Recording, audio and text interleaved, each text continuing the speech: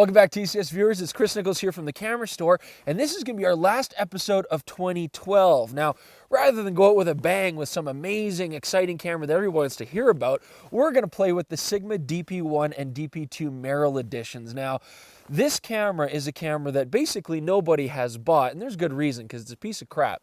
And there is one person who's bought one, Nick Devlin. Thank you very much for coming back to join us. You did buy one of these cameras. Believe it or not, Chris, I did. It shouldn't have been called the Merrill. It should be called the Dangerfield because it gets no respect. But we're going to change that today.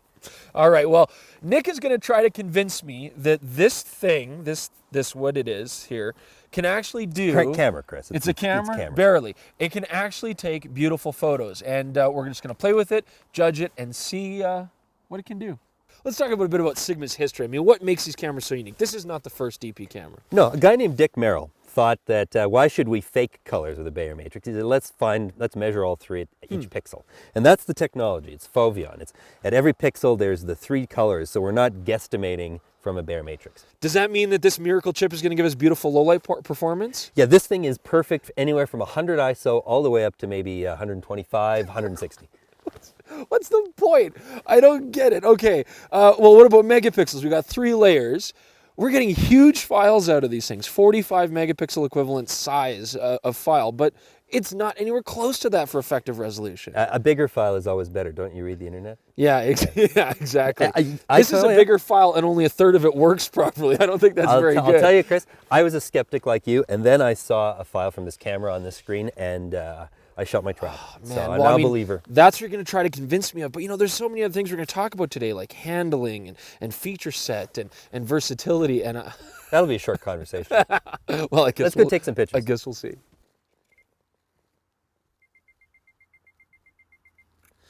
Okay, took a photo. I'm going to push play back.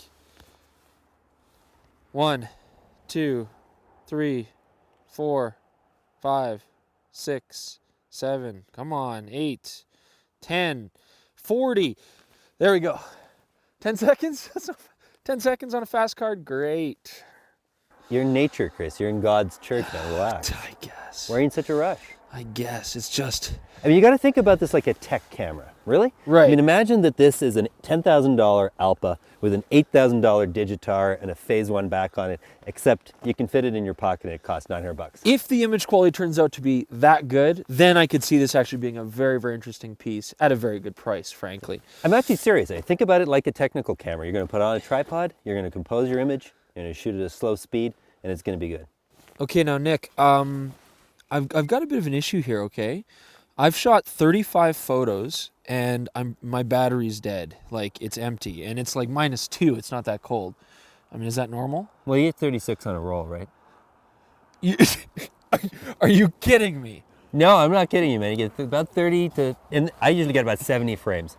And it's cold out here, so I'm 70 frames on a battery. Yeah. I mean, it's bad enough. I've got a 16 gig card in here. I'm getting like 200 photos possible, 250 photos on this thing. 70 pictures on a battery. If it was easy, it wouldn't be worth doing. This is more like a 4x5 than we think. So seriously, this battery, okay, is this like a film holder? Like I put it in, I take a shot. It's disposable, click, then I pop it out, I flip it around, I take another shot. That's exactly right. And You've then got it. I get another one? Exactly. Exactly. It's like 4 or 5. I don't get it. One of the really nice things about this camera, you can carry 2 of these around all day, and you're totally not going to get a sore back or neck. It's kind of liberating. Yeah, it's portable, but I mean, if you want to have 2 lenses, you got to have 2 cameras, right? There's no changing it. Yep. So I'm using yours right now. Now you got the 30mm 2.8, so like a That's 45, right. 50 equivalent kind of thing. And you on there have the... This is the 19. It works out to about a 28 equivalent. So it's like you're out with a 150 and a 90 on a 4x5. Yeah, again, the field camera.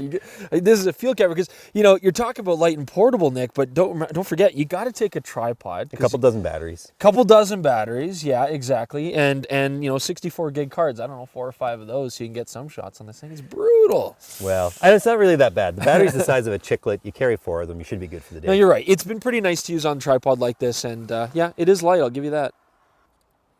You know, I do like the 2 lens choices that you get. And... they're sharp, hey? The lenses are fantastic, which is why I think this camera works, is they're so closely mated to the sensor. You're not getting light coming at really oblique angles hitting the sensor, especially with the 30. That is super sharp. They look nice. They do look beautiful. Now, Again, I get to play devil's advocate and crap all over this thing because they are 2.8 lenses. I know we're doing landscape, that's all this camera can do, so who cares? We're shooting this 100 ISO at f11 all the time anyways, but you know, some of the other cameras out there we're gonna get similar focal lengths, we're gonna get f2 or f1.8. This just doesn't compete with an X100 or an RX1. It's just not in that class of cameras. I'm really not meant starting to to find that out, yeah. But you gotta bear in mind, you're shooting landscapes with this, because it's an APS-C sensor, you're in a lot more depth of field for the same frame of view. For sure, yeah. No, it is well suited to what we're doing today, and that's what's making it fun to shoot. All right, Chris, so are we gonna go mano a mano, put the king, the 800E, up against the little guy? Okay, wait a minute. You want to shoot DP2 files against the D800E? You know it. All right, man. Well, the only redeeming feature on this camera, so you say, is... Well, you say, okay, is the image quality. The only redeeming feature I can see in this camera is the image quality. You That's think right. it could be that good, hey? I think it's that good. You know, all over the internet, people are saying the files that are the same compare huge. You know, you're getting big image quality. Well, let's see it. I mean, if it can compare to that, I will be thoroughly impressed. Let's do it.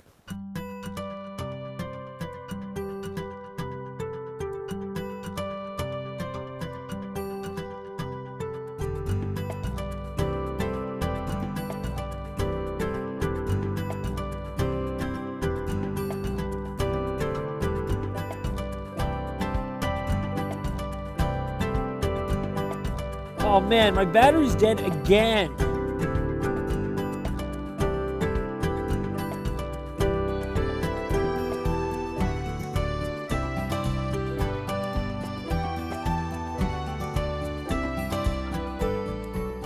Okay, Nick, I think we should go back and we should take a look at these files, process them, and see exactly what kind of results we got. Yeah, we've had a beautiful day out here.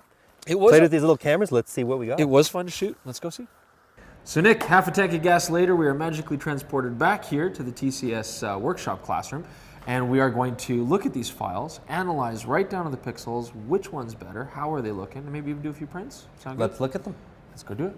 Okay, Nick, so we still can't open these raw files in anything like Lightroom or Aperture or Photoshop or anything like that, right? Not yet. I'm told that Lightroom support will be coming soon. Adobe's working on it, but it's tricky, and it's not a big priority. not a big priority for them. Okay, so we're gonna use Sigma Photo Pro here. Okay, like all camera maker software, it's awful, but it's usable, is what I've found. Okay. You so get a very base. much like the Sigma DP 1 and 2 themselves. Well, it gets the job done. Okay. Now, you want to load the full res image. It doesn't do that by default. So you're gonna click on it. Okay, we got a bar here filling over here. That's okay, right, just over here.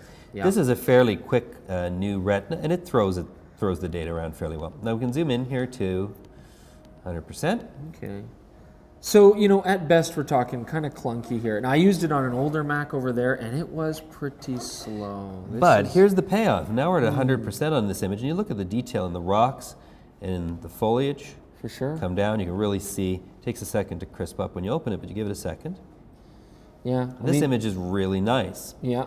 Let's take a look at the JPEGs now.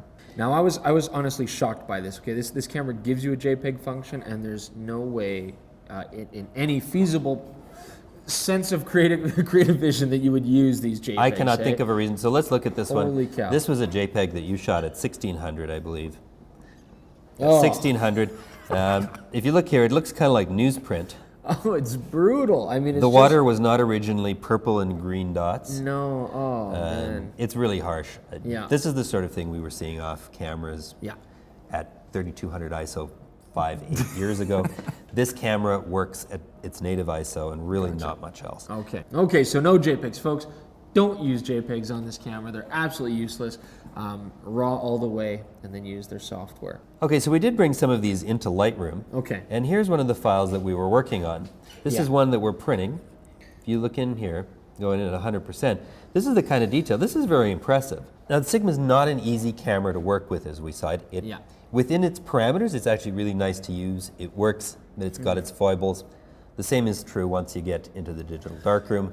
You have to develop a workflow that works, but you can, once again, produce beautiful images if you like how the camera runs. Let's see. I mean, you already know how I feel about using the camera, but you've almost got me convinced on the files. Let's take a look at these see the prints. See what they really look like.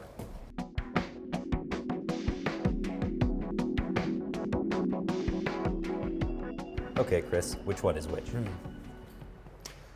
I'm pretty sure this is still D800 file here, so that makes this the Sigma DP2. The only way I can tell, I mean, this is really good. It's just, You get right in there. And again, folks, I know it's hard to see. These are prints, and we can see the difference here. It's hard to see on YouTube here. But, you get right in there close up to an unrealistic viewing distance. Yeah, this is a little bit less detail.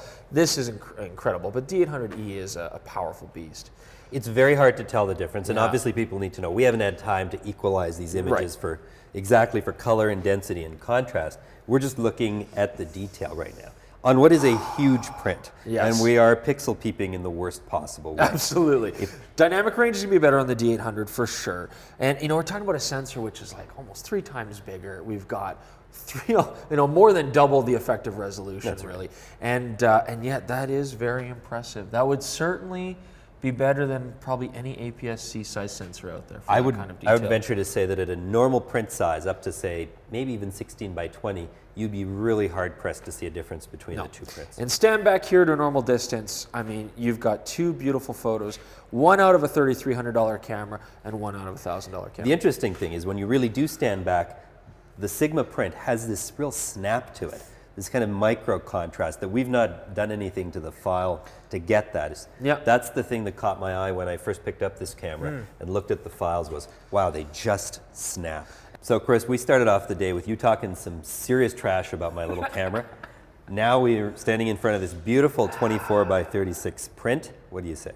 I am surprised. I mean, I would not expect a 15 megapixel equivalent kind of file to print this big, this well. It is beautiful, and not just because I shot it. I mean, it is full of detail and very sharp. So, man, I got to give it to you. This camera takes stunning image quality. From the viewing distance at a gallery, no one would think this was done with an APS-C sensor. Absolutely. There's really nothing in that class that can match it. And under the right conditions, this is going to turn out an image as good as anything from a D800.